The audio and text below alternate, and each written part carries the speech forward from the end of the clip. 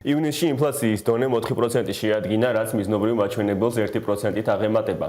რამ განაპირობა ფასების ზრდის დინამიკა და როგორი მოლოდინები აქვთ ეკონომისტებს წლიურ ჭრილში. თემაზე სასაუბროთ პირდაპირ ეთერში ეკონომისტი სოსო ბერიკაშვილი გვიერთდება. ბატონო სოსო, დიდი მადლობა მობრძანებისთვის და დიდი მადლობა თქვენი დროისთვის. მოგესალმებით, მივესალმებით მაყურებელს. როგორც დასაწყისშიც ვახსენე, ინფლაცია 4%-მდე გაიზარდა, მიზნობრივი მაჩვენებელი, ეროვნული ბანკის თარგეტირებული მაჩვენებელი 3%-ია. თუმცა გაცილებით უფრო რთული მდგომარეობა გვაქვს ამ ნაწილში სხვადასხვა ქვეჯგუფებში, მაგალითად სუსაცისა და უალკოჰოლოს სასმელების ჯგუფში, სადაც 10%-მდეა ინფლაცია. პირველ რიგში შევეხოთ რამ განაპირობა, მით უმეტეს ჩვენი ეკონომიკა სეზონურობით ხასიათდება, ეს ყველამ კარგად ვიცით. და აი ამის ფონზე რამ განაპირობა თქვენი შეფასებით ინფლაციის ზრდა და შემდეგ უკვე გადავიდეთ წლიურ ჭრილში როგორია მოლოდინები. ზოგადად ყველა დაგვეთანხმება რომ მოსალოდნელი იყო ინფლაციის გაზრდა დიდი ხნის განმავლობაში ჩვენ დაბალი ინფლაცია გქონდა საშუალოდ დაბალი ინფლაცია მიზნობრივ მაჩვენებელზე დაბალიც სხვათა შორის და ამას სიამაყით აქვეყნებდა ხოლმე ეროვნული ბანკი მიუხედავად იმისა რომ ჩვენურად იციან რომ დაბალი ინფლაციაც არ არის კარგი ეკონომისტისთვის იმიტომ რომ მიზნობრივი მაჩვენებელი თუ არის 3% ესე იგი უნდა იყოს 3%-თან ახლოს და 1% როცა გაქვს ეგ არ არის კარგი თუმცა ჩვენი ინფლაციის ამბავი ყოველთვის ძალიან მნიშვნელოვანია რომ განვიხილოთ დეტალებში იმიტომ რომ საერთო ჯამში რაც გვაქვს მონაცემი ხა ის 3 იყოს შეიძლება 2 იყოს ან 4 ის კიდე არ გვაჩვენებს კარგად სურათს ეხლა მოლოდინი ფასების ზრდის ტემპის დაჩქარებისკენ იყო მიუხედავად იმისა რომ ბენზინზე ფასები არის შემცირებული ნავთობის ფასები არის შემცირებული რასაკვირველია ეგ უარყოფით გავლენას ახდენს ინფლაციაზე მიუხედავად მაგისა მაინც იყო რომ გაიზრდებოდა და ჩვენ ხედავთ ეხა აი რაზეც ვაუბრობდი დეტალურად რომ ჩავხედოთ ამ ჯგუფებს ტრანსპორტზე მაგალითად შემცირებული არის ფასები ეგ არის მიზეზი სავარაუდოდ საწვავის ფასების შემცირების, მაგრამ და ეს საწვავის ფასები ძალიან მნიშვნელოვანი არის ზოგადად, იმიტომ რომ საწვავი ბევრი რაღაცის თვითღირებულებაში შედის, პრაქტიკულად ყველაფრის თვითღირებულებაში შედის და იმიტომ რომ ტრანსპორტი გჭირდება, ან გათბობა გჭირდება რაღაც გამოცხობისთვის, ყველაფრისთვის და სხვა რაღაცებსაც აკლებს ეგ ფასს, მაგრამ მიუხედავად მაგისა ძალიან მაღალი გვაქვს ეგრეთ წოდებული food სასურსათო ინფლაცია, რაც ყოველთვის ეგრე არის. ჩვენ შემთხვევაში ყოველთვის ეგრეა მაშინ როცა საერთო ჯამში დაბალი ინფლაცია გვაქვს ხოლმე და ეხლა ბატონო სოსო აი ამ ნაწილში მინდა რომ ჩაგეკითხოთ ძალიან სენსიტიური საკითხი არის. როგორც წესი სურსათისა და უალკოჰოლოს სასმელების ჯგუფს ჩვენი მოსახლეობა გაცილებით და ამ ჯგუფში ფასების ზრდას გაცილებით უფრო სენსიტიურად აღიქვამს. და ამ ნაწილში ამ ქვეჯგუფში გვაქვს თითქმის 10%-იანი ფასების ზრდის მატება. ძალიან საინტერესო იქნება და ეს სხვათა შორის ანუ რაღაცა ნოუ-ჰაუ არ არის, მუდმივად პრაქტიკულად ასე გვაქვს. ძალიან საინტერესო იქნება ჩვენი მაყურებლისათვის დავხსნათ რა არის ამის განმაპირობებელი მიზეზები. ანუ რატო უჭირს ხალხს, იმიტომ რომ ჩვენი ხა როგორც არ უნდა შევფუთოთ და როგორც არ უნდა შემოუვაროთ, ჩვენი მოსახლეობა არის დაბალშემოსავლიანი, ანუ მასობრივად ჩვენი მოსახლეობის დიდი ნაწილი არის თბილად რო თქვა დაბალშემოსავლიანი ან ღარიბი, ხო?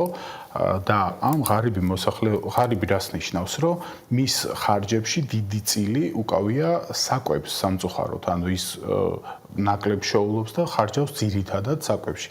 და ეს საკვები რო ძვირდება, სწრაფად ძვირდება რა, ბევრად სწრაფად, საშუალო ინფლაციაზე ხა 2.5-ჯერ მეტი არის საკვების ინფლაცია.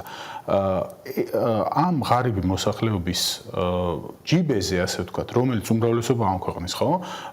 ანუ რაოდენობრივად მაღალშემოსავლიანი არის და ცოტა და დაბალშემოსავლიანი არის ბევრი. ეხლა გასაშუალებულში მე სხვანაირად ჩანს ხოლმე იგივე ხელფასის სტატისტიკაში და ასე შემდეგ, მაგრამ ეს ადამიანები ხო ბევრი არიან, ფიზიკურად ბევრი არიან.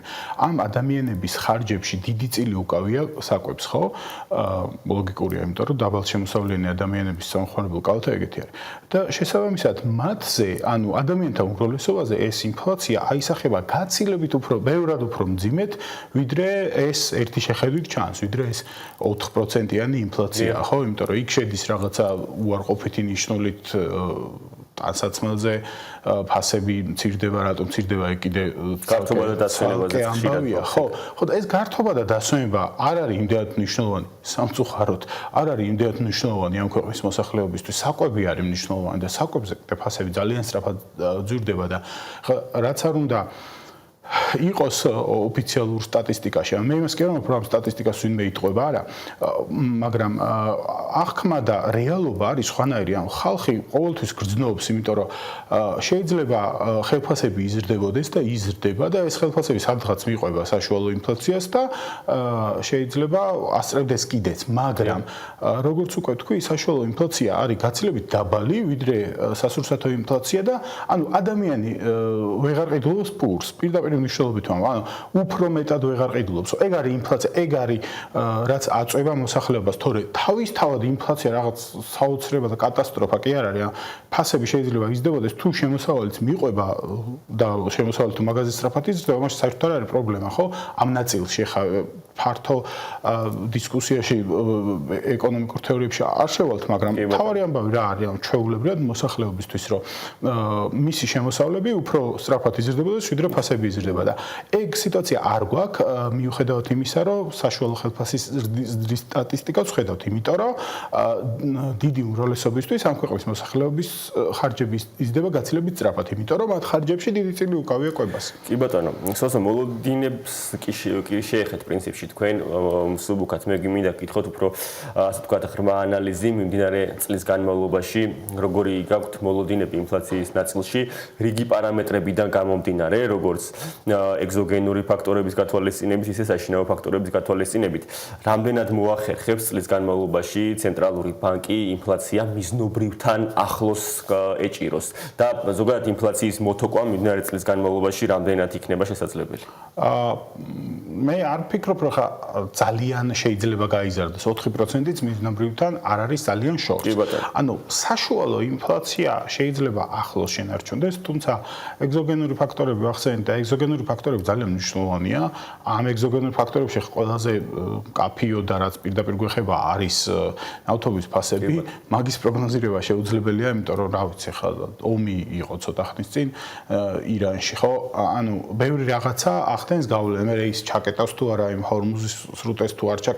ანუ ძალიან ბევრი რაღაცაა ხა რაც ჩვენზე არის დამოკიდებული და მაგის პროგნოზირება შეუძლებელია. ზოგადად ნავთობის ბაზარი ხო თავისუფალი ბაზარი არ არის, ანუ ნავთობის ბაზარს აკონტროლებენ ვიღაცები ხელოვნურად, დგინდება ფასები. დიდი მოთამაშეების მიერ გასაგებია, მაგრამ ანუ საერთოდ ომებსაც რო თავი გავანებოთ რა, ესე დგინდება და ამიტომ ამის პროგნოზირება შეუძლებელია.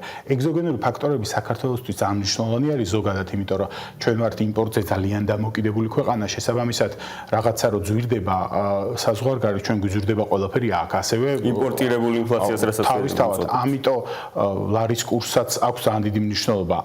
ეხლა ამ სიტუაციაში ლარი დოლართან ინარჩუნებს სტაბილურობას, ხო, უკვე დიდი ხნის განმავლობაში, მაგრამ მაგის მიუხედავადაც იმპორტირებული ინფლაცია მაინც არსებობს, იმიტომ რომ თუ სადმე რამე გაძვირდა საზღვარგარეთ ჩვენთანაც გაგვიზრდება, იმიტომ რომ ჩვენ ძალიან უარყოფითი ეს რა ქვია სავაჭრო ბალანსი, ხო? ან ეგ ძალიან მნიშვნელოვანია. მაგის ზოგადად რთული არის პროგნოზირებები ეკონომიკაში და უმადური საქმეა, მაგრამ ხო არ ვფიქრობ ყოველ შემთხვევაში ამ მონაცემებით რაც გვაქვს რომ რაღაცა საოცარი ამბავი შეიძლება იყოს საშუალო ინფლაციაში რომ 10%-ს გაცდეს ან 15%-ს გაცდეს, მაგრამ მიუხედავად მაგისა მაინც პრობლემური არის ინფლაციის ეს მაჩვენებაა. შეიძლება 3%-იანი იყოს ინფლაცია დაუშვათ და ეროვნული ბანკისთვის ეს ოკეი იყოს რა კარგია, სამის მაჩვენებაზე შევინარჩუნეთ, მაგრამ თუ იქ რა 15%-ით იზრდება დაუშვათ საკვებზე ფასები, ეგ უკვე ოკეი არ არის, იმიტომ რომ ეხლა ჩვეულებრივი ადამიანისთვის, მომხმარებლისთვის, ხო, რა მნიშვნელობა აქვს იქ რიცხვებში რა წერია. ის ვეღარ ყიდულობს პურს, რომელსაც ყიდულობდა 1 წლის წინ, ეგ არის ამბავი რა. ანუ ეკონომიკა ხო რაღაც განყენებული ამბავი არ არის, ჩვეულებრივ ადამიანებს ეხება. სოსო, ეროვნული ბანკი ახსენეთ და აუცილებლად მინდა გითხოთ, ასევე მოლოდინები ეროვნული ბანკის მონეტარული პოლიტიკასთან დაკავშირებით, ბოლო რამდენიმე მონეტარული პოლიტიკის ხდომა ვაკვირდებით, რომ ეროვნული ბანკი ასე ვთქვათ საპროცენტო განაკვეთებს ინარჩუნებს ერთ დონეზე, 8%-ის დონეზე. როგორია მოლოდინები ზემოთხსენებული ფაქტორების გათვალისწინებით, ასევე რომელიც თქვენ ჩამოაყალიბეთ, რამდენად გაქვთ მოლოდინი, რომ შესაძლებელია საპროცენტო განაკვეთები და მონეტარული პოლიტიკა გამკაცრდეს წლის განმავლობაში? ხო, ეროვნული ბანკი ზოგადად თავის შინაარსით კონსერვატიული არის, ანუ არ იღებს ესეთ გადაწყვეტილებებს, ხო? ეხლა ბოლო პერიოდში კი ინარჩუნებს ამ მონეტარული პოლიტიკის განაკვეთს, მაგრამ იქამდე ხო ამცირებდა, იმიტომ რომ დაბალი იყო ინფლაცია. ეხლა მაღალიც არ არის ძალიან, მაგრამ აღარ ამცირებს, იმიტომ რომ ფიქრობს, რომ შეიძლება მაღალი იყოს, იმიტომ რომ ამ მონეტარული პოლიტიკის განაკვეთის ეფექტი ხოლმე ხსეული არ არის, ანუ იმას რამდენიმე თვე უნდა, ხო და შესაბამისად ეროვნული ბანკიც ეგრე უყურებს, რომ აი რა როგორი ტენდენცია არის რა თუ გაჩნდება რაღაცა მოლოდინი დადასტურებული მოლოდინი იმისა, ეხლა ეროვნულ ბანკს მეტი ინფორმაცია აქვს, ცხადია ვიდრე ჩვენ გვაქვს, ხო? მაშინ შეიძლება გაზარდოს, თუმცა არ ფიქრობ, რომ ძალიან გაზრდის.